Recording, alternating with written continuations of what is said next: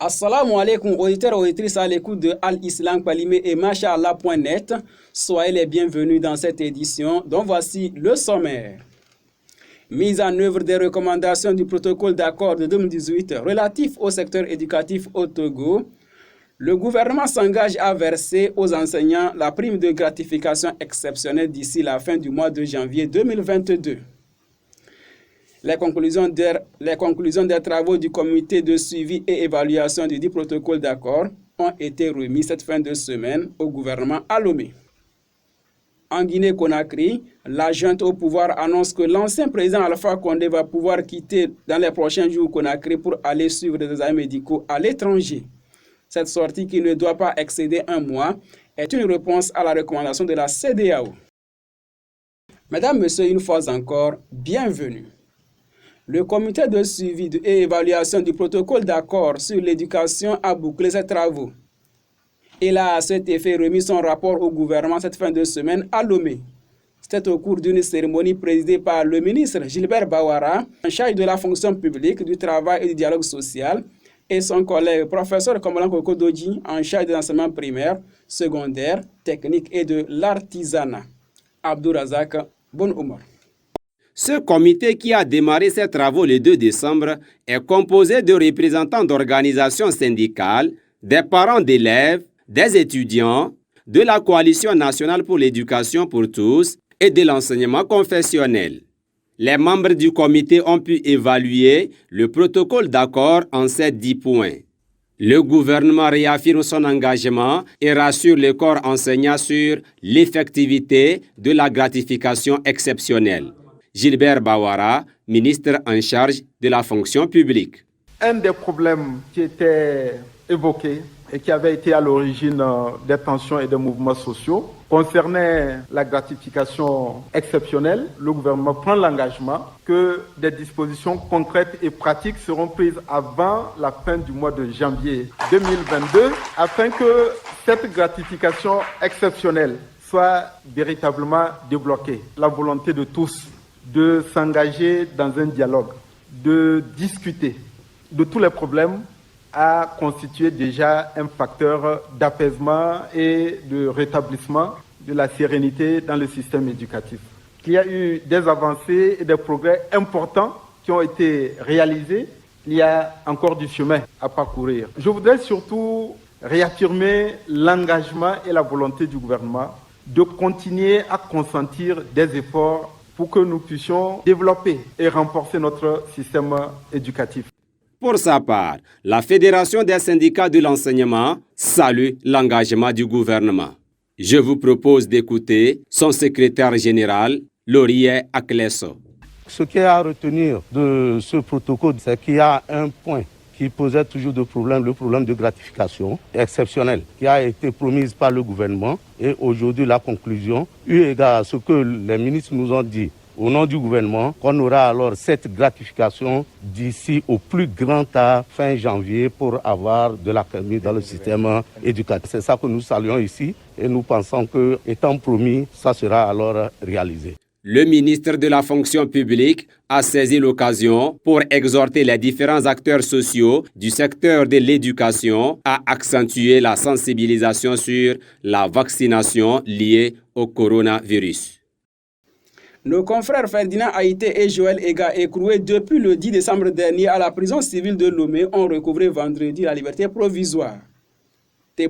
Ridouane. Ferdinand Haïté et Joël Ega, respectivement directeurs de publication du journal Alternative et de l'hebdomadaire Fraternité, critique du pouvoir, écroués à la prison civile de Lomé, ont été remis en liberté provisoire vendredi.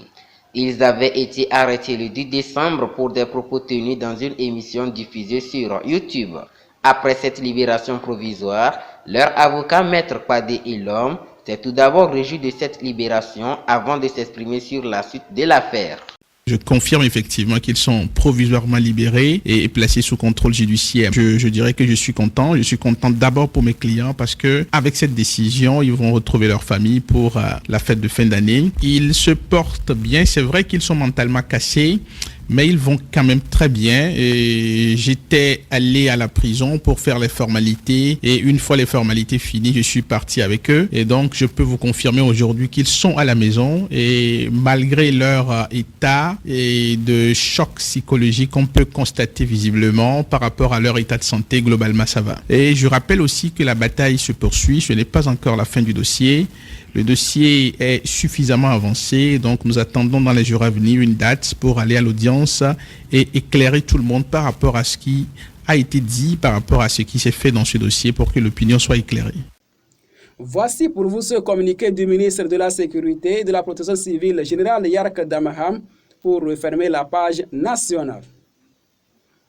Ce vendredi 31 décembre 2021, les forces de défense et de sécurité ont conduit une fois de plus une opération de contrôle de zone dans les secteurs de Zévévito, gare routière Bonké, l'opération qui a consisté en des actions de bouclage, de contrôle d'identité et de visite domiciliaire vise à préserver et à consolider la paix et la sécurité dans notre pays.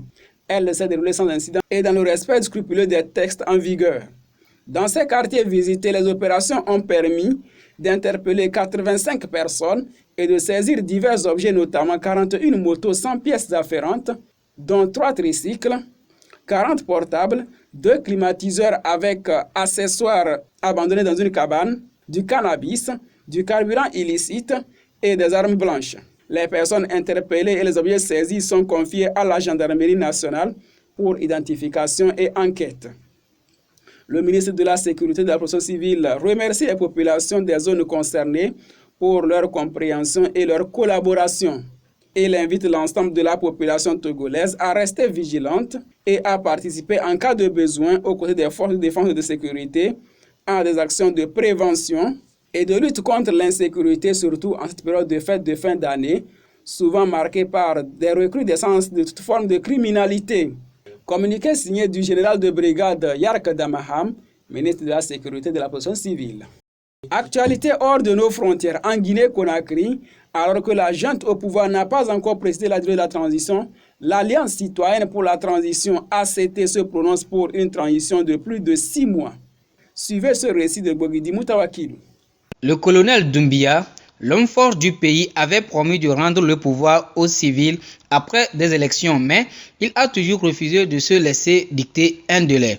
Selon lui, la période de transition sera fixée par un conseil national tenant lieu d'organes législatifs en cours de constitution. Le premier ministre civil de transition, Mohamed Beavogui, a présenté récemment la feuille de route du gouvernement sans préciser l'agenda. Dans ce contexte, l'initiative issue de la société civile qui prolonge le délai de transition et fixer une échéance pour les élections dès la deuxième année semble un bon compromis. Reste à savoir si la junte prendra en compte cette proposition et fixera un calendrier précis pour les élections.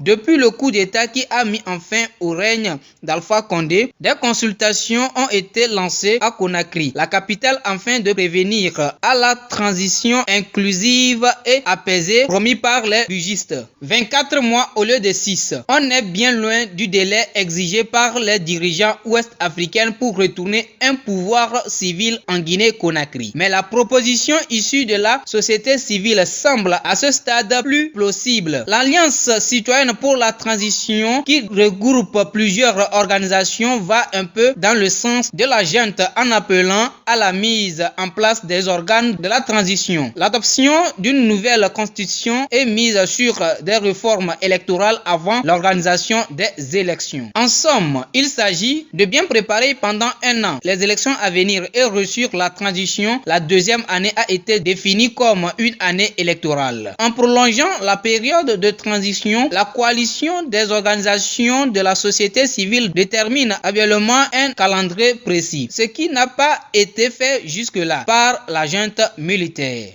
Toujours en Guinée-Conakry, le CNRD au pouvoir a annoncé vendredi qu'il autorisait l'ancien président Alpha Condé, renversé le 5 septembre dernier, à se rendre à l'étranger pour des examens médicaux.